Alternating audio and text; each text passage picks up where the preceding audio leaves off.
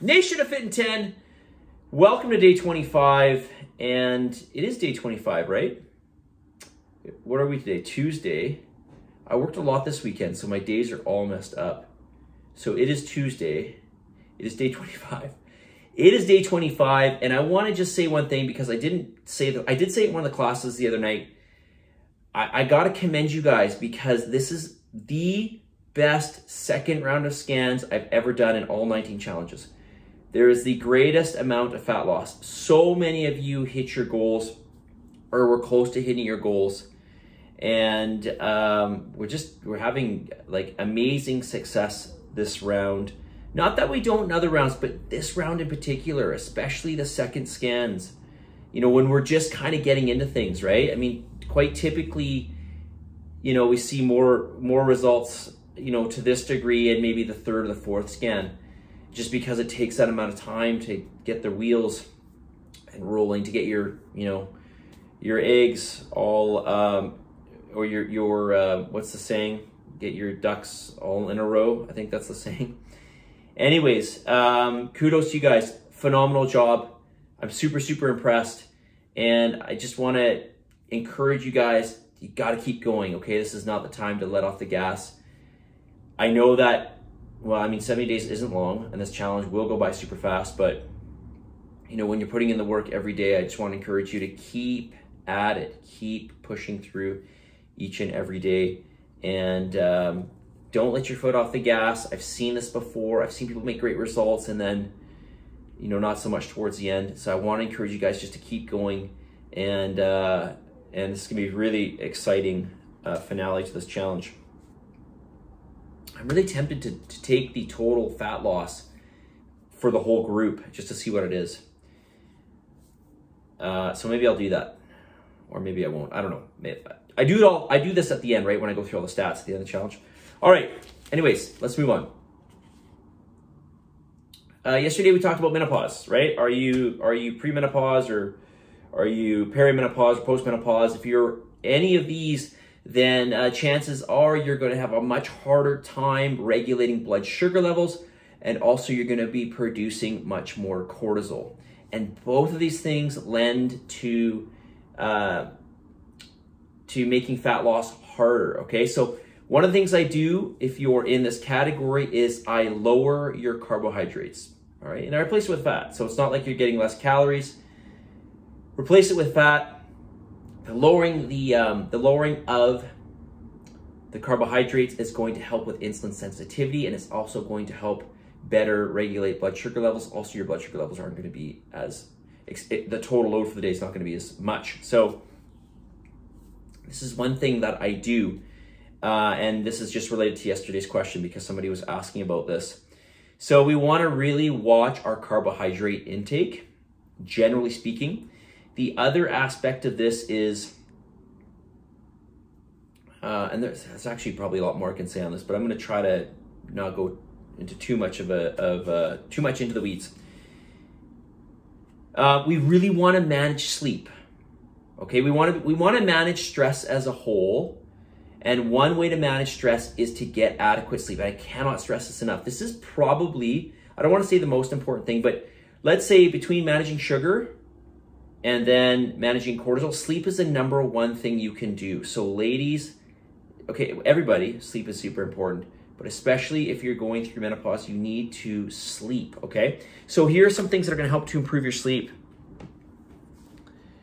And I may have mentioned some of these before, but let's just mention them again, okay? Have a bedtime routine. Go to bed at the same time every night, get up at the same time in the morning, okay? At least, you know, maybe don't force yourself to get up if you don't have to, but go to bed at the same time every night, okay? And generally that would be earlier.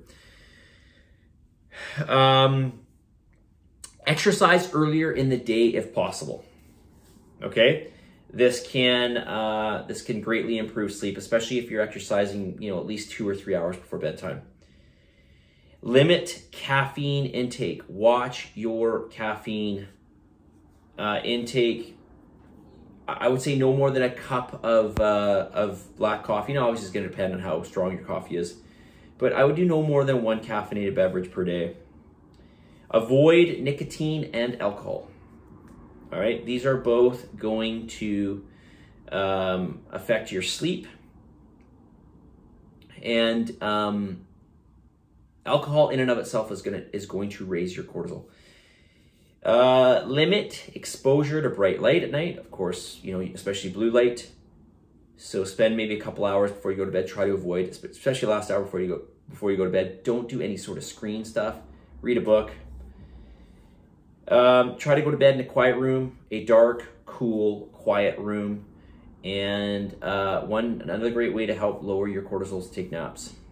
Okay, so we got to really, really, really focus on that sleep if you are menopausal and you want to lower your cortisol levels. A couple supplements here that are going to help. A number of adaptogens here. So I'll just list them. There's ashwagandha. You may have heard of that before, or yerba mate. Probably yerba mate. I'm sure most people have heard of. A couple other ones here.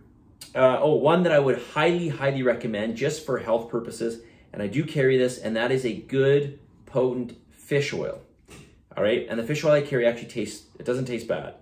So it doesn't taste like fish.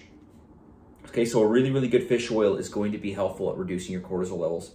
Among many other things that this is going to help with. This is also going to help with insulin sensitivity. All right, so it's going to be double whammy. And you know, let's face it. We need fish oil for things like the health of our nervous system, brain function. Okay, and there's a host of other things. Bacopa moneri. Okay, that's another thing. Cordyceps, that's a fungus.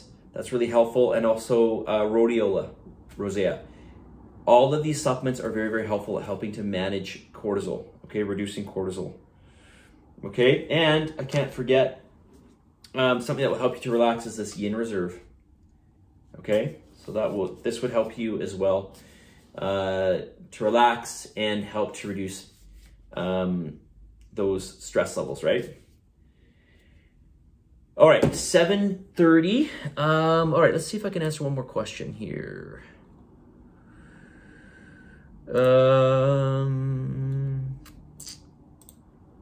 So, all right, what's the deal with dairy? I've been avoiding it as I have no idea. I don't know what the deal with dairy is.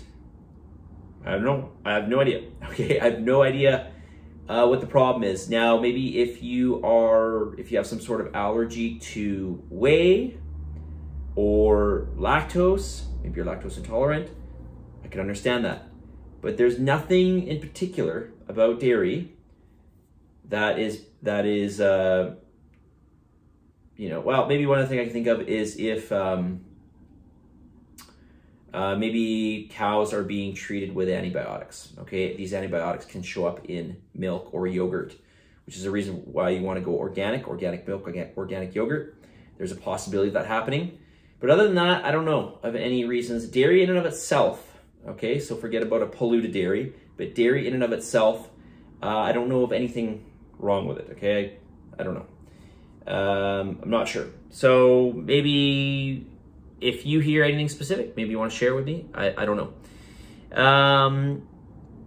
8:43. One more question here. No calorie bubbly drinks, flavored waters, etc. Does the carbonation do anything to affect your diet goals? No. No, in fact, carbonation will help to fill you up. You'll feel a little bit fuller with carbonated beverages. So if you like them, go for it. But watch the artificial sweeteners, okay? All right, message of the day. On this day 25. And, oh, I got kicked out of my spreadsheet. All right, day 25. Message of the day. All right, here are my 5 P's for, well, for lack of a better word, success, I guess. Practice. Okay, practice the habits that you know are going to help you. So in this case, your accountability, right? To me, obviously your monitoring of your food, right? Your conscientiousness of what you're doing in terms of your food intake, your cardio, your weights, all right? Practice all of these things. Promote. Self-promote, that is. Promote yourself, okay? Tell yourself positive things, not negative things. Patience. Be patient when it comes to, mind you, a lot of you had amazing results. But I think a lot of people are expecting 20 pounds in a couple weeks stuff. That's never gonna happen. Well, I shouldn't say it's never gonna happen. These are not, typically realistic goals. Okay, be patient. Okay, great things take time. Persevere. You gotta keep persevering, right? All the way to the end through this challenge. And finally, positivity, of course. We can't forget that positivity. You gotta remain positive.